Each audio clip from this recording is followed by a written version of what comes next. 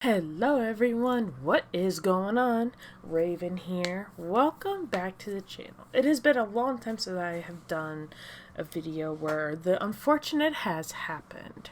I'm talking about where someone takes the life of another. Now this is not just one person doing something. This case dives pretty deep into brain injuries and things of that nature. If you do not know what I'm talking about this life and the end of life for Chris Benoit and his family. This was something that was very popular back when it happened, which, if I remember correctly, was in the year 2007. He, as a wrestler, spent a lot of time, a lot of years, wrestling using his head for a lot of his specialty moves, and it is said he has suffered so many concussions that he couldn't even count them all. So let's get right on into it.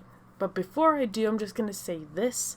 Chris Jericho and Chavo Guerrero have mentioned their side of things. Now, Chavo Guerrero, I will be mentioning as he said he has talked to Chris Benoit after he unalived his family, before he unalived himself. Now, let's get into it. The tragedy of the Chris Benoit murder-suicide was perhaps the biggest scandal in wrestling history. The surrounding aftermath of the controversy almost sent WWE and all of wrestling industry out of business. He was considered to be one of the best wrestlers who have ever lived. He was a bona fide top star, a future Hall of Famer, a well-respected veteran.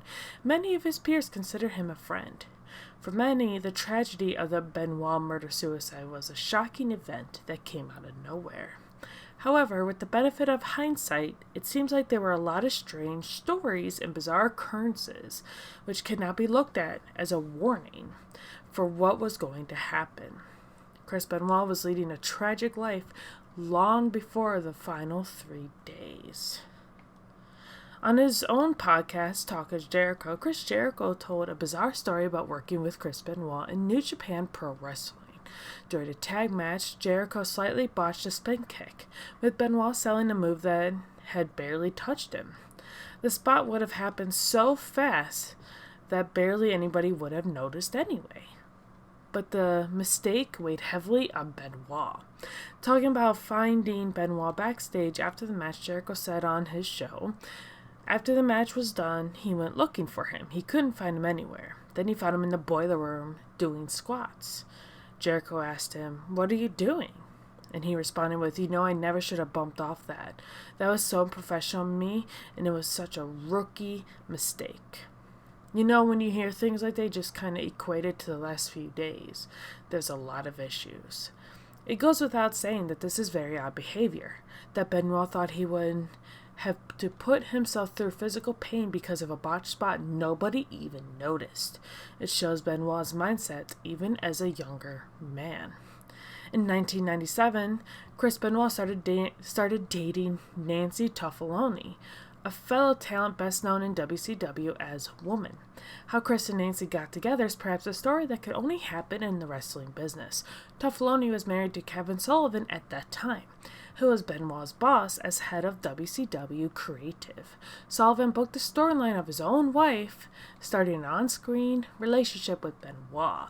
Much to his surprise, the storyline became a reality, and Nancy started dating Chris in real life. It has become wrestling legend that Sullivan booked his own divorce. That wasn't the only time infidelity would plague Benoit's life. In documents featured by the Fayetteville Daily News, it was revealed that Nancy suspected Benoit of having a relationship with one of the WWE divas months before the tragedy happened. A popular fan theory at the time was that the WWE diva was Victoria. However, Victoria categorically denied these rumors at the time on her MySpace page. A MySpace friend emailed me yesterday to let me know that a wrestling gossip website is claiming that they have an anonymous source on sources that say I was his secret mistress. First, let me say this is absolutely false. I invite the reporter from that website to come to my home city and I will submit myself to a polygraph. That was Victoria's words. William Regal was on a podcast, The Gentleman Villain, of a terrible car accident he had with Benoit and his wife Nancy. Regal referred to it as a near-death experience for all three of them. It happened as William Regal, Chris Benoit, and Nancy Toffoloni were returning to a hotel from the gym in preparation for the WCW pay-per-view Spring Stampede 97. He tells the story of stopping at a stop sign when he noticed a car coming towards them at speed in the rear view mirror. Unable to move, Regal could do nothing as the car slammed into them. He said on the podcast, "The car hit me. I have no idea what speed. It must have hit us that hard. It flipped onto the grass verge. It flipped my car 3 times. He considers himself lucky that he survived and took note of his surroundings. I was upside down with the roof crushed on my head. I look across, and Chris is hanging with his tongue out, and I look across at Nancy, and her eyes are closed. I think they're both deceased." He somehow managed to kick his way out of the car and pulled both Chris and Nancy out through the window. Amazingly, both Benoit and Regal wrestled on the pay-per-view that night in spite of the near-death experience. It is also said that Benoit was a bully to the younger talent. Chris Benoit had a long career in wrestling spanning 22 years. In that time, Benoit often exhibited toxic behavior and was accused of several counts of severe bullying. Current AEW ring announcer Justin Roberts went into detail of these in his autobiography, Best Seat in the House. According to him, on one such occasion, Benoit tackled him to the ground in an airport along with Jamie Noble. Both men put him in a double crossface and refused to let him go even after he tapped. The incident left Roberts unable to walk for days afterward. Oddly, in spite of the bullying behavior to Roberts, Benoit would also treat him with kindness and often called Robert's father to check up on him as he was going through treatment for cancer. Another example of Benoit's bullying comes from The Miz. Miz said in his WWE 24 documentary that in 2006 he was eating chicken in the locker room. Next he got crumbs on a WWE veteran's bag. In turn, Benoit overreacted and confronted him, saying, "You are not allowed to dress in our locker room. I think you should stay out of the locker room." Miz was then forced to change and shower elsewhere for 7 months, all because Chris Benoit would not let him in the locker room. Benoit was always paranoid that people were following him. In the weeks and months leading up to the tragic event, many of his friends were saying that dealing with Benoit was like dealing with a completely different person. On the Dark Side of the Ring episode focusing on Benoit, friends said Benoit was exhibiting extreme paranoia, starting to obsess over child kidnappings and violent fans, which they say was very out of character. According to Dark Side of the Ring, Benoit began to take different routes to the gym every single day, as well as different routes home from the airport, fearing he was being followed. Benoit even took different cars with each journey to evade whoever he thought was following him. Speaking on Talk is Jericho, Nancy's sister, Sandra Toffoloni, would go into detail on his paranoia. What really became noticeable was a little bit more of like a sense of unsafeness and paranoia for the family. He just would be constantly checking the alarm at night. Constantly be checking things and for himself. He used to be fairly laid back about stuff like that. There was never any issue like that. So when it did start happening, I noticed immediately. I still kind of look back on it. Was it a precursor to everything that happened? I don't know. Benoit became known as a crippler because he broke Sabu's neck. In 1994, Chris Benoit started wrestling in ECW, and it was here he would get his most famous moniker, the Crippler. This nickname was cemented when Benoit wrestled Sabu on November 2nd, remember 1994. The match, the main event of the show, ended after just 2 minutes, when Benoit threw Sabu into a face-fist bump. Sabu miscalculated and tried to change direction mid-air, causing him to land directly on his neck. He broke his neck, causing damage to his spinal cord and his nervous system. According to the book Ring of Hell, Paul Heyman found Benoit hiding in a closet, rocking and weeping uncontrollably at what had happened.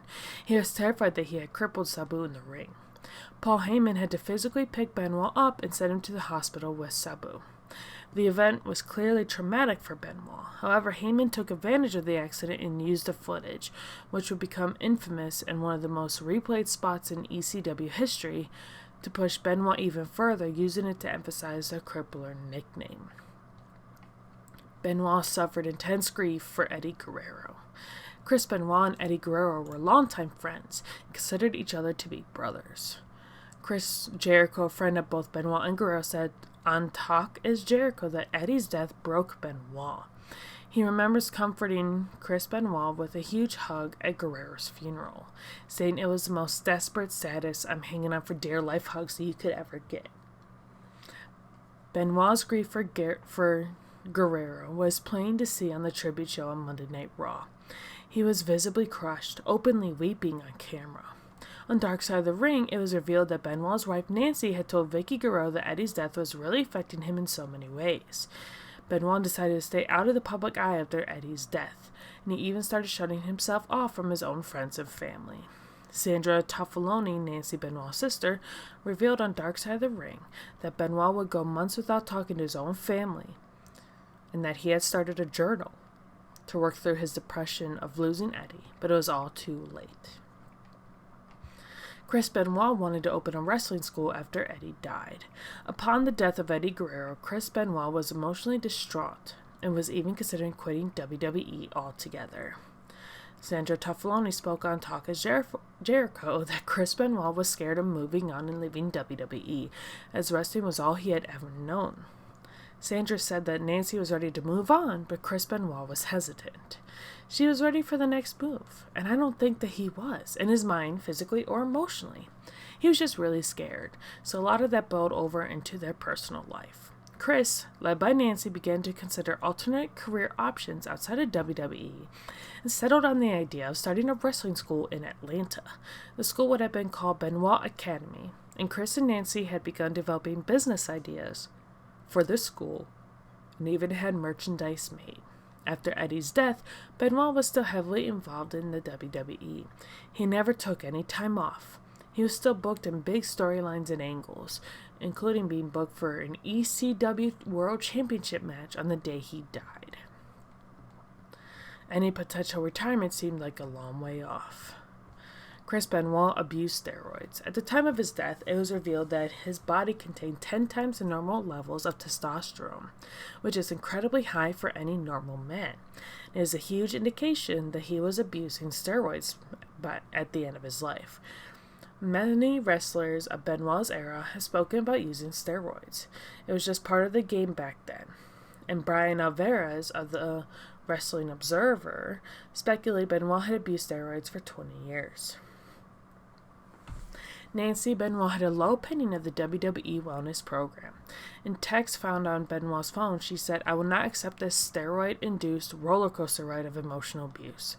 Ignoring the problem or running away isn't going to help you face it. You need professional help, and only if you're fully honest about all of it. Get off the stuff. I'm probably not the only one who could see we both know the wellness program is a joke." In a criminal case against Dr. Phil Astin, Benoit's personal physician, it was revealed that Astin's prescription to Benoit far exceeded the normal amount of testosterone for a disorder and was well above the normal dose. The discovery of Benoit's steroid abuse led many to believe, especially the media, that roid rage was the reason Benoit snapped and unalived his family.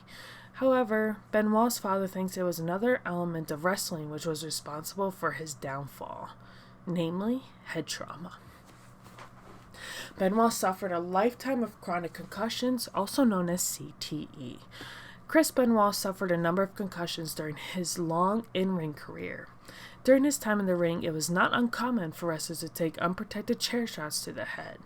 Concussion protocols were lax, and it wasn't uncommon for wrestlers to take no time off for a concussion. ABC News reported that Benoit himself had told friends that he had suffered more concussions than he can count. The sloppy protection from concussions is what Benoit's family believes to be the reason for him snapping. Chris Benoit's father, Michael Benoit, turned over his son's brain to Julian Bales of the Sports Legacy Institute. Bales, the head of neurosurgery at West Virginia University, studied Chris Benoit's brain and found that at the time of his death, Benoit had the brain of an 80-year-old suffering from severe Alzheimer's disease. Damage was found in all 4 lobes of the brain and deep into the brainstem. Bales told ABC News it was extensive throughout Chris's brain. This is something you should never see in a 40-year-old. He said that while he can't know for sure that this brain damage is a reason that he did what he did, but he believed it was a leading cause.